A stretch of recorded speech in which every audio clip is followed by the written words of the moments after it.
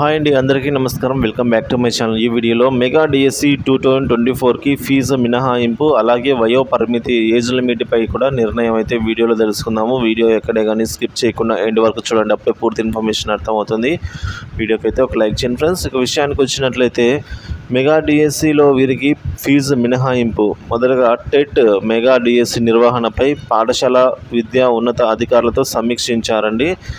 TET mega DSC మధ్య ఎక్కువ సమయం ఉండాలని అభ్యర్థుల నుంచి వస్తున్న విజ్ఞప్తులు పరిశీలించాలని సూచించారు. ఇక టెట్ సిలబస్ మార్పు అంటూ జరుగుతున్న తప్పుడు ప్రచారం అనేది మార్పు ఏమీ లేదు. సిలబస్లో ఎటువంటి మార్పు అయితే చేయలేదు. సిలబస్ వివరాలను అయితే మనము aptet.apcfss.in వెబ్సైట్లో అయితే అందుబాటులో ఉంది.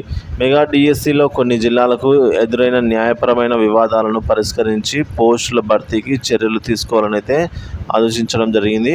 ఇక ఎన్నికలకు ముందు గత ప్రభుత్వం విడుదల చేసిన డిఎస్సి నోటిఫికేషన్లో ఎవరైతే అభ్యర్థులు దరఖాస్తులు చేసుకున్నారో ఈ డిఎస్సిలో వారికైతే ఫీజు మినహాయింపు ఇవ్వాలని నిర్ణయం తీసుకోవడం జరిగిందండి ప్రభుత్వము.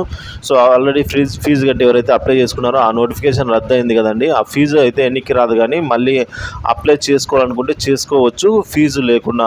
అంటే ఫీజు అయితే రాయితీ ఫీజు కట్టాల్సిన అవసరం లేదు. అప్పుడు మళ్ళీ కొత్త వాళ్ళు అయితే ఫీజు కట్టాల్సి అయితే ఉంటుందండి, అప్పుడు అప్లై చేయని వాళ్ళు ఎవరైనా ఉంటే.